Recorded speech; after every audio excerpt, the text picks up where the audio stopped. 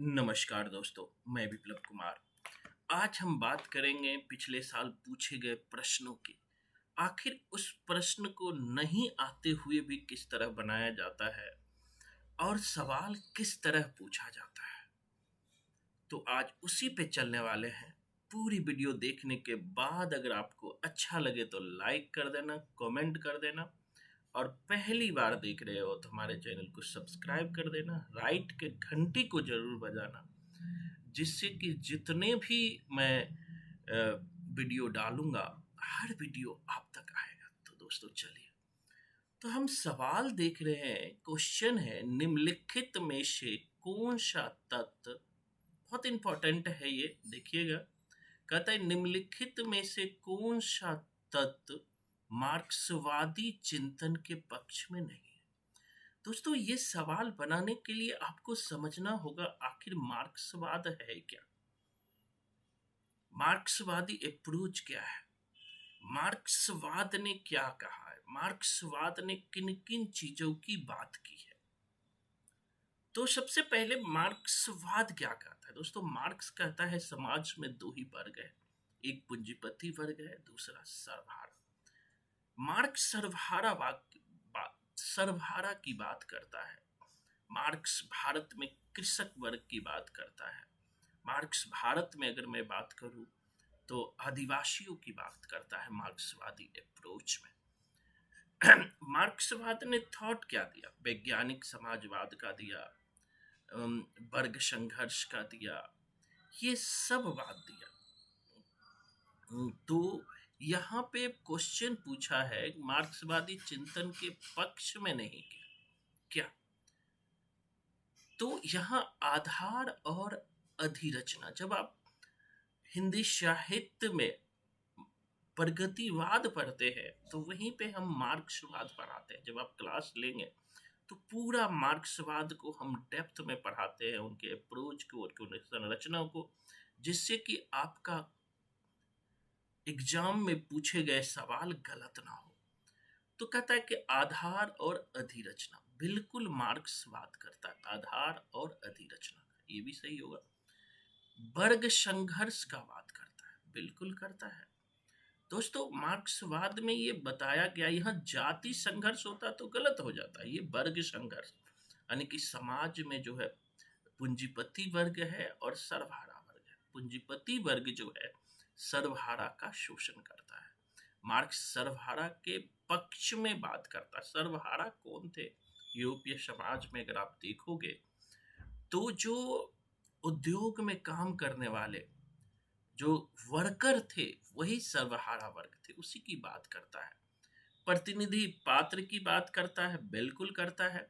अंतिम है यांत्रिक भौतिकवाद। नो दोस्तों, वो भौतिकवाद की तो बात करता है, लेकिन यांत्रिक भौतिकवाद, ये जो आंतरिक लगा दिया है ना, इसी कारण ये गलत हो गया।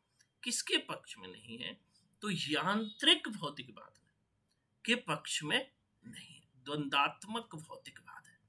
यहाँ जो यांत्रिक की जगह जो सही है वो है द्वंद्वात्मक भौतिकवाद। यानी द्वंद्वात्मकता क्या होता है, जब आप क्लास लेंगे तो वहां पर मैं आपको पढ़ाऊंगा कि आखिर द्वंद्ववाद क्या है। कहा जाता है कि हिगल ने कहा है द्वंद्व मानसिक स्तर का होता है, और मार्क्स ने उसे पैर के बल खड़ा कर दिया, यानी द्वंद्व जो होता है भौतिक स्तर का होता है। तो ये द्वंद्वात्मक भौतिकवाद था, ना कि यांत्रिक भौतिकवाद, इसलिए ये क्वेश्चन गलत हो गया। आगे चलते हैं दोस्तों। नेक्स्ट क्वेश्चन है, निम्नलिखित में से ईदगाह कहानी के पात्र नहीं है। ईदगाह बहुत ही फेमस कहानी है। क्वेश्चन पूछा है कि ईदगाह कहानी के पात्र नहीं है। सबसे पहले आपको कमेंट में बताना है कि ईदगाह कहानी किसकी है। बहुत ही फेमस कथाकार है वो, बहुत ही फेमस उपन्यासकार है। कमेंट में आपको बताना है ईदगाह कहानी किसकी है। अब हम इसके पात्र की ओर चलते हैं। दोस्तों, ईदगाह कहानी हमने पढ़ा है, बहुत बार पढ़ा है, चौथे पंचवें से लेके 10वें तक, BA MA सब में ईदगाह कहानी पढ़ा होगा। इसके एक जो फेमस पात्र है दोस्तों ईदगाह कहानी की, आपने देखा होगा, वो है जुम्मन शेख। नाम सुने होंगे जुम्मन शेख का। तो हम देखते हैं कि ईदगाह कहानी का फेमस पात्र जुम्मन से किस किस में है। तो देखते हैं ए जो है इसमें भी है और इसमें भी है। मतलब सीधा सा है कि हमारा चौथा और तीसरा नहीं होगा। अगर हम जानते हैं कि जुम्मन सेठ ईदगाह कहानी का है, कहानी को पढ़ना पड़ेगा, तो आप बना लेंगे। अब दूसरा देखते हैं, फेमस में है महमूद। ईदगाह के बाद महमूद है, ये नहीं है, महमूद नहीं है। देखते हैं, दूसरा है महमूद के बाद भजन से और मोहशीन। कहता है ईदगाह कहानी के पात्र नहीं है। तो दोस्तों ईदगाह का यहाँ नहीं पूछा है, ईदगाह कहानी के पात्र। मोहसीन भी है, ईदगाह कहानी के पात्र में अगर आप देखेंगे तो मोहसीन भी है, मोहसीन भी है और महमूद भी है, महमूद भी है। सॉरी, मैं थोड़ा उल्टा देख लिया। ईदगाह कहानी के पात्र में जो है महमूद भी है और मोहसीन भी है। क्वेश्चन पूछ रहा है कौन नहीं है, तो हमें नहीं वाले को टिक करना है। तो यहाँ जुम्मन शेख नहीं है, जुम्मन शेख जो है नहीं है। इनको ध्यान में रखिएगा कि इसमें सवाल पूछा है कौन नहीं है। तो अभी देखिए, हम जो देख रहे हैं बहुत इंपॉर्टेंट है ये सेक्शन, और समझना भी है जरूरी कि यहाँ जो है क्वेश्चन पूछा है कि कौन जो है नहीं है। तो नहीं है तो हम देख लेते हैं कौन। महमूद है, उसके बाद मोहसीन है। तो दो है, मतलब कि दो बी और डी नहीं होगा, बी और डी वाले नहीं होगा। तो ये भी नहीं होगा, ये भी नहीं होगा, ये भी, इसमें भी बी है तो ये भी नहीं होगा। तो आंसर हमारा ये हो जाएगा। मतलब सीधा सा है कि जुम्मन शेख और भजन से ईदगाह कहानी के पात्र नहीं होंगे। तो यहाँ पर भी हमने टेक्निक लगाया, हमने देख लिया कौन है, तो महमूद और मोहसिन है। तो मतलब सीधा सा महमूद और मोहसिन है, तो बी डी आंसर नहीं होगा क्योंकि नहीं पूछ रहा है। तो बी इसमें भी है तो ये भी नहीं होगा। तो हमारा आंसर हो जाएगा ए सी। ए सी नहीं है, ए और सी जो है पात्र नहीं है। आगे बढ़ते हैं। अब बड़ा इंपॉर्टेंट है, शुक्ल ने हिंदी साहित्य के इतिहास में देव के कितने ग्रंथों का उल्लेख किया है। दोस्तों आचार्य रामचंद्र शुक्ल के जब इतिहास पढ़ोगे, हिंदी साहित्य का इतिहास, में हिंदी साहित्य का इतिहास पढ़ाता हूं, उसमें रीति काल में शुक्ल जी ने देव के उपन्यासों की चर्चा की है। देव के 23 उपन्यासों की चर्चा की है। जब हिंदी साहित्य का इतिहास हम साथ साथ पढ़ाते हैं, जब हम बुक पढ़ाते हैं तो हिंदी साहित्य का इतिहास भी पढ़ाते हैं, तो वहां जो शुक्ल जी ने लिखा है कि देव के कुल उपन्यास जो है कितना है, 23 है। याद रखिएगा, देव के कुल उपन्यास 23 है। कर कर रही लीला में आनंद, महाचिति सजग हुई सी व्यक्त, विश्व का उन्मिलन अविराम, इसी में सब होते अनुरक्त। अब क्वेश्चन कहता है शिव की कौन सी 3 शक्तियों को महाचिति कहा गया है। शिव की कौन सी शक्तियों को दोस्तों महाचिति कहा गया है। इच्छा, ज्ञान और क्रिया, इच्छा, ज्ञान और क्रिया। आपको ये बताना है कि ये लाइन बहुत ही फेमस है और कहां से लिया गया है। इसका आंसर होगा इच्छा, ज्ञान और क्रिया। और इसी काव्य लाइन में आपको इच्छा, ज्ञान और क्रिया भी आता है। इच्छा बिना कुछ ऐसे, ज्ञान, क्रिया, ये तीनों आता है। तो कर रही लीला में आनंद बहुत फेमस लाइन है दोस्तों। तो आप कुछ मेहनत कीजिए, ये आपको बताना है कि कहाँ किसकी ये लाइन है, काव्य लाइन। आंसर होगा इच्छा, ज्ञान और क्रिया। अब देखो, बहुत फेमस कविता बादल को घिरते देखा है, कविता से संबंधित सही तथ्य क्या है। बादल को घिरते देखा है, आप सबको पता है, नागार्जुन। नागार्जुन की सारी कविता हमने कोडिंग से बताया है। अगर जो बच्चे पहली बार देख रहे हैं वो भी क्लास से जुड़ते हैं, तो हम संपूर्ण साहित्य को कोडिंग में पढ़ाते हैं कि एक बार आप कविता देख लेंगे तो जीवन में नहीं भूलेंगे। अब देखेंगे कि बादल के घिरते देखा है में क्या सही है। बहुत इंपॉर्टेंट है ये क्वेश्चन, और हर साल ऐसे क्वेश्चन पूछा जाता है। अब देखो कि नागार्जुन को कालिदास के मेघ का पता ठिकाना मालूम था? बिल्कुल नहीं था मालूम। अब मेघ का पता ठिकाना किसी को मालूम नहीं, बादल को घिरते देखा है। अब जब कह ही रहा है बादल को घिरते देखा है, तो मेघ का ठिकाना कैसे मालूम होगा? कह आने घिरते देखा है कि मतलब ठिकाना पता नहीं है। नागार्जुन का बादल जो है कल्पना प्रसूत नहीं है, बिल्कुल नहीं है, कल्पना की बातें नहीं करता है। वो देखते हैं, बादल को घिरते देख रहा है, कल्पना नहीं, वास्तविक रूप में देख रहा है, वास्तविक रूप में देख रहा है, भी सही होगा। इसमें उज्जैनी के जीवन चरित्रों का यथार्थ चित्रण किया? बिल्कुल नहीं किया है, गलत है दोस्तों। उज्जैनी के जीवन चित्रों का नहीं है, बल्कि इसमें किन्नर और किन्नरियों के स्वच्छंद जीवन के अनुभवात्मक चित्र है। मैं इस पर वीडियो बनाया हूं, आप देखिएगा। बादल को घिरते देखा है, जहां काव्य सेक्शन पढ़ाया था, उस पर डिस्क्रिप्शन में बताया था इस पे कि इसमें जो है बादल को घिरते देखा में है किन्नर और किन्नरियों के स्वच्छंद अनुभूत्यात्मक चित्र है। तो हम देखते हैं कौन कौन सही है। बी और 4, यानी बी और डी। देखते ऑप्शन में कहाँ है बी और डी? चौथा। हमारा आंसर क्या हो जाएगा? चौथा। सवाल को इसी तरह बनाया जाता है दोस्तों। सब मेरा मानना है संपूर्ण साहित्य को एक बार अच्छे से पढ़ना होगा। जब तक साहित्य को आप अच्छे से नहीं पढ़ेंगे, सवाल नहीं बनेगा। हम कहते हैं हमारी नौकरी नहीं लगती है या हमारा जीआरएफ नहीं होता है। कभी हमें सोचना है कि हमारा जीआरएफ क्यों नहीं लगता है? क्योंकि दोस्तों हमें साहित्य पे पकड़ नहीं होता है। एक बार क्लास लेकर आप सभी जरूर साहित्य पर पकड़ बनाएं। जहां भी पढ़े, हम 10 क्लास फ्री देते हैं, फ्री ट्रायल क्लास लेकर देखो। नहीं समझ आए, बहुत सारे वीडियो मैंने ट्रायल क्लास के लिए यूट्यूब पर छोड़ा है, वहां भी आप देख सकते हो। क्वेश्चन है निम्नलिखित में से कमलेश्वर के कहानी संग्रह है? तो कमलेश्वर के कहानी भैया बड़ा ही फेमस कहानी आपने पढ़ा होगा, राजा निर्वंशिया। ये कहानी बहुत ही फेमस है। तो बी सही है, कहानी संग्रह राजा निर्वंशिया। अब देखेंगे बी किस किस में है दोस्तों। बी है दूसरा में, अब देख रहे हैं, बी है दूसरा में और बी है चौथा में। इसका सीधा सा मतलब है ना तो पहला होगा, क्योंकि इसमें बी नहीं है, ना ही ना तीसरा होगा ना पहला होगा, कट गया। अब देखो कमलेश्वर की कहानी दूसरा, हम लोग देखते हैं कि कौन कहानी कमलेश्वर का है। कस्बे का आदमी, ये भी बड़ा फेमस कमलेश्वर का कहानी है, हमें पता चल गया। 2 फेमस कहानी है किसके? कमलेश्वर के। अब हमें आंसर मार के बढ़ जाएगा। हमें नहीं पता है ठसक किसकी कहानी, बिरादरी किसकी कहानी, कोई टेंशन नहीं। 2 कहानी हमें याद है, उसी से आगे बढ़ जाएंगे।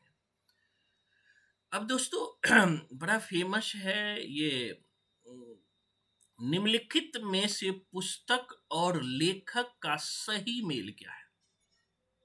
पुस्तक और लेखक का सही मेल, बहुत ही इंपॉर्टेंट क्वेश्चन है ये। एक आध क्वेश्चन ऐसे आता है जो आप नहीं पढ़े हैं, लेकिन फिर भी हम बनाने की कोशिश करेंगे। पुस्तक और लेखक का सही मेल क्या है?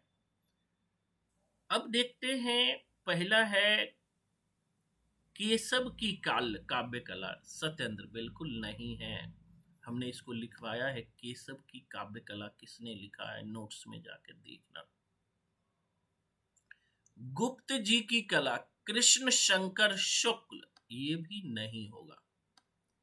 पद्माकर की काव्य साधना, अखौरी गंगा प्रसाद सिंह की है। पद्माकर की काव्य साधना, इसे याद कर लेना। प्रसाद की काव्य साधना, रामनाथ लाल सुमन। ये है 2 है दोस्तों। ऊपर के दोनों गलत है, नीचे के सही। ये तभी आएगा जब उठ के काव्य कला को डेप्थ में जाकर आप पढ़ेंगे। हमारी मजबूरी है कि हर चीज को अभी मैं एलिब्रेट नहीं कर सकता। जब आप क्लास से जुड़ेंगे तो ये सब चीजों पर डिस्कशन विस्तार से होगा। अब आगे बढ़ते हैं, बहुत ही फेमस है। कहता है निम्नलिखित काव्य ग्रंथों का सही अनुक्रम क्या है? दोस्तों यहाँ पे जो काव्य ग्रंथ लिया है वो अलग अलग कवियों का लिया है। जैसे चांद का मुंह टेढ़ा है, किसका है पता, मुक्ति बोध का है। संसद से सड़क तक कल सुनना मुझे सुदामा पांडे, धूमिल, धूमिल का है संसद से सड़क तक, है ना। तो हमें ये तो उदिता है, चिंता है।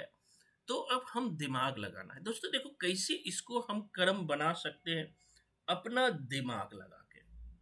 ठीक है, देखिए सबसे पहले दिमाग लगाएंगे कि जो हम दिमाग लगा रहे हैं कि सबसे पहले जो है कौन आ सकता है।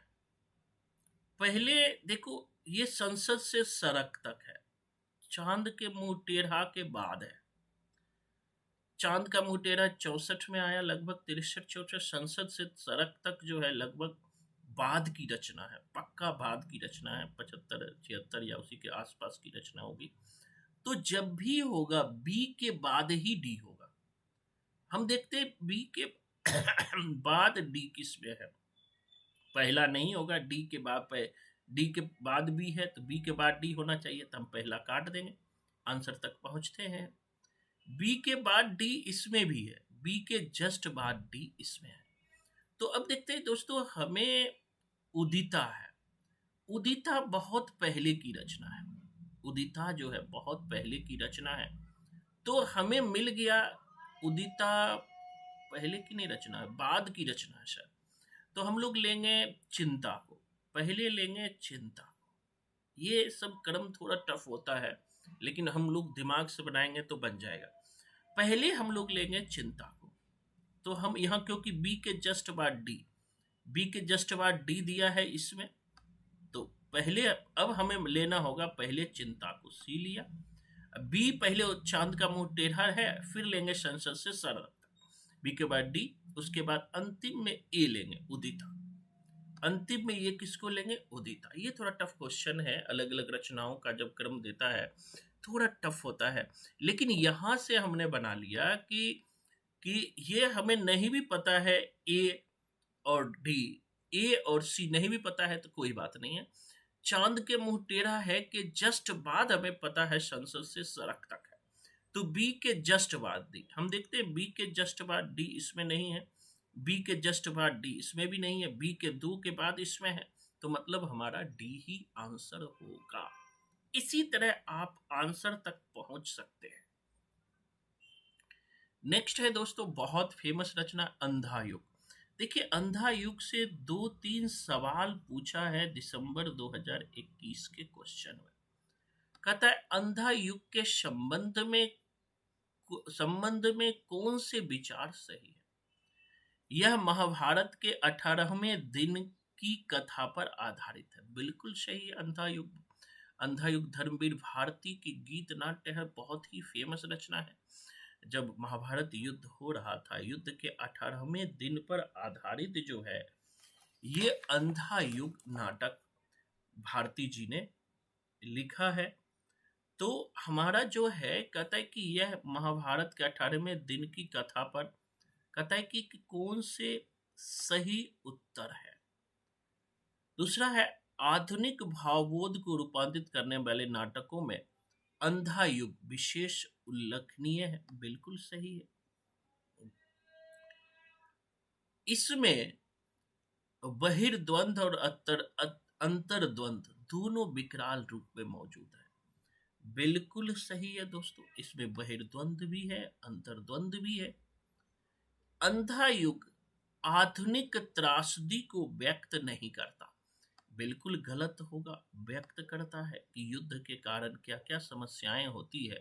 अगर डी नहीं होगा तो ये दोनों ऑप्शन नहीं होगा, अब डी नहीं होगा तो ये दोनों ऑप्शन नहीं होगा।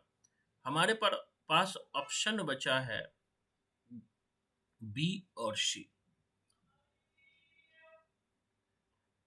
बी और सी। और यहाँ पर जो है जो आंसर होगा आधुनिक भाव, इसमें 18 महाभारत के 18वें दिन की कथा है, सही होगा। और इसमें दो ही ऑप्शन चयन करना है, इसीलिए इसका आंसर जो है 4 होना चाहिए। यद्यपि 18वें दिन की कथा है इसमें, और चूंकि दो ही ऑप्शन आंसर में लेना है, अंतर्द्वंद भी सही, आधुनिक भावबोध को रूपांतरित करने वाले नाटकों में अधिक उल्लेखनीय, और ए के साथ सी कहीं दिया नहीं है, तो मजबूरी में हमें ए और बी ही लेना होगा। यद्यपि यूजीसी ने बी और सी को लिया है, दोनों ये भी सही है और ये भी सही है, लेकिन यूजीसी ने जो लिया है इसको लिया है, इसको लिया है। तो कभी कभी यूजीसी जो है दो दो सही आंसर दे देता है, यही कंफ्यूजन क्रिएट होता है।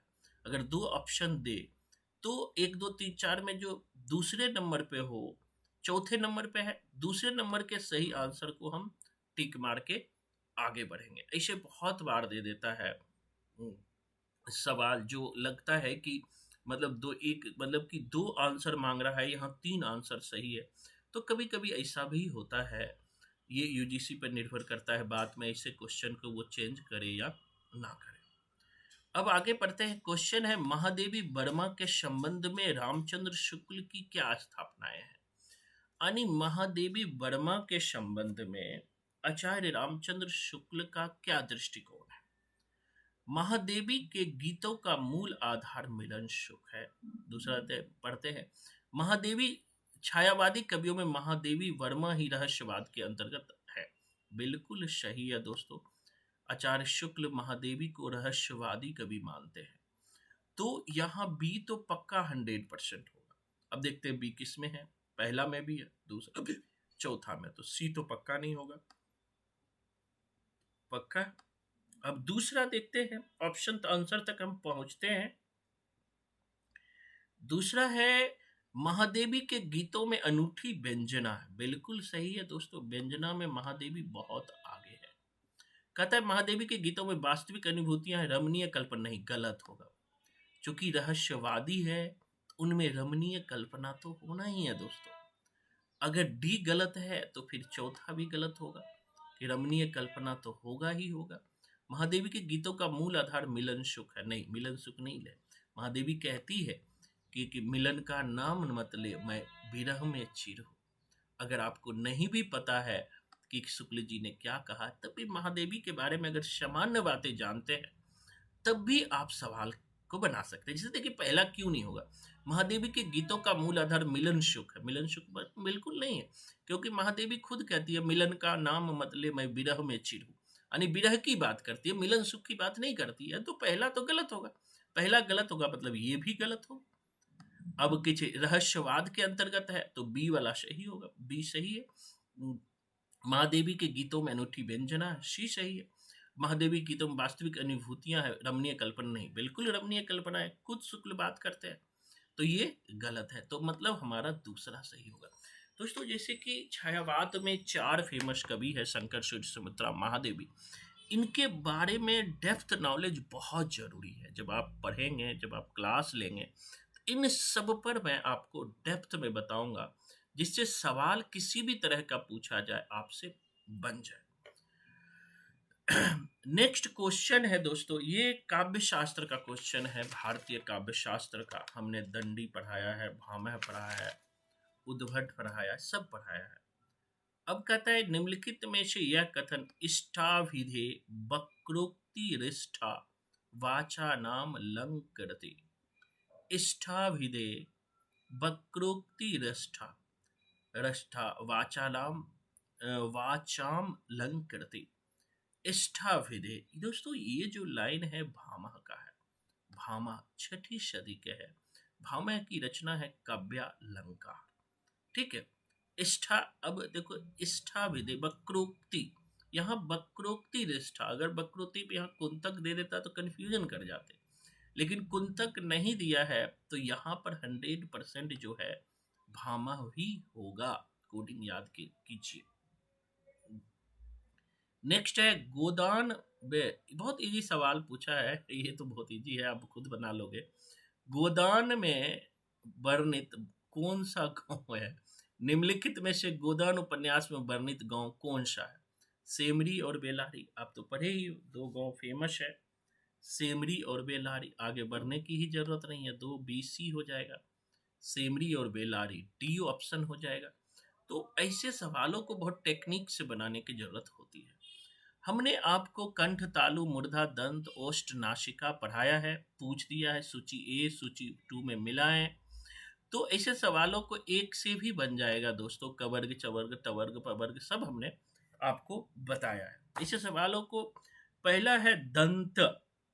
देखिए दंत, दंत, दंत है तो एक में लगेगा दंत, दंत, दंत में ता आता है तो दू का तीसरा होगा। हम देखते हैं 2 नंबर में तीसरा किस किस में है, तो दूसरे और चौथा में। एक और जाते हैं कंठ, कंठ, कंठ में क्या आता है दोस्तों आपको पता है? कंठ में जो है सी, जो कंठ में कवर्ग आता है, आपको पता है कंठ में क्या आता है कि कवर्ग आता है, तो मतलब सी का जो है कवर्ग क ख ग आता है। सी का जो है आपका क्या होगा? सी का चौथा होगा, कंठ में कवर्ग आता है, क ख ग चौथा आता है। अब है तालव्य, अब ओष्ठ, ओष्ठ। अब देखो 2 बन गया ना, अब यहीं से आंसर बन जाएगा। सी देखो, बी का हो गया तीसरा, सी का हो गया चौथा। अब देखते हैं इसमें है कहीं नहीं है, तो हमारा आंसर 2 ही होगा। हम 2 से भी काम बना लेंगे। अब ओष्ठ जो है पवर्ग में आता है, आपको पता है, प प ब भ म, हमने याद कराया। तालव्य जो च छ ज छ ड में आता है, तालव्य, मतलब कि तालव्य जो आता है च छ ज झ न में आता है, हो गया आंसर। तो कवर्ग, चवर्ग, तवर्ग, पवर्ग हमें याद रखना है, सवाल आसानी से बनेंगे। अब देखो दोस्तों, बड़ा फेमस है असाध्य वीणा, अज्ञे के किस कविता संग्रह में? नोट्स में आप देखना, हमने लिखाया है कि असाध्य वीणा कविता के, असाध्य वीणा अज्ञे की किस कविता? असाध्य वीणा बहुत ही फेमस कविता है अज्ञे जी का। असाध्य वीणा जो है आंगन के पार द्वार में है, इसको भी याद रखिएगा, बहुत बार ये सवाल पूछ लेता है किस काव्य संग्रह में है, तो हमें इसे भी याद रखना है। आज जो है अंतिम सवाल है दोस्तों, ये है शिव शंभू के चिट्ठे। शिव शंभू के चिट्ठे क्या है, हम कितनी बार बताया, लॉर्ड कर्जन को संबोधित है। लॉर्ड कर्जन जो है 1898 से 1905 तक जो है भारत के गवर्नर जनरल रहे हैं, और भारत के उस दौरान में उन्होंने बहुत सारी काम की है। जैसे कि आप देखेंगे लॉर्ड कर्जन के समय में बंगाल में अकाल भी पड़ा, जो है बंगाल का विभाजन पड़ा, विश्वविद्यालय आयोग आया, कृषि आयोग आया, अकाल आयोग आया, पुलिस कमीशन आया। तो कर्जन के कुछ नीति पे जो खामियां रही है, उसी को ध्यान में रख करके शिव शंभू के चिट्ठा लिखा है। आपको ये बताना है कि शिव शंभू के चिट्ठे जो है किसका निबंध है, बहुत ही फेमस है, तो इसे आपको बताना है। तो दोस्तों आज के लिए इतना ही। मैं बड़ा वीडियो नहीं बनाता हूँ क्योंकि बोरिंग लगता है बच्चों को पढ़ने में। तो इसी तरह अगर संपूर्ण साहित्य को समझना चाहते हो तो एक बार क्लास लेकर देखो। दोस्तों हमारी नौकरी क्यों नहीं लगती है, जीआरएफ क्यों नहीं होता है, इनका सबसे बड़ा रीजन है कि हम उस लायक ही नहीं, हम साहित्य को समझते नहीं है, उसके अंडरस्टैंडिंग को नहीं समझते। आप जिस दिन अंडरस्टैंडिंग को समझ जाएंगे, आप साहित्य को समझ जाएंगे, उस दिन आप 100 में 95, 96 सवाल बड़े आसानी से कर लेंगे। हिंदी साहित्य में हमारे बच्चे तो 85-90 सवाल करके हर साल आते हैं। तो जो बच्चे पहली बार देख रहे हो वो जरूर हमारे चैनल को सब्सक्राइब और घंटी बजा देना और कमेंट भी कर देना। आज के लिए इतना ही। धन्यवाद। जय हिंद, जय भारत।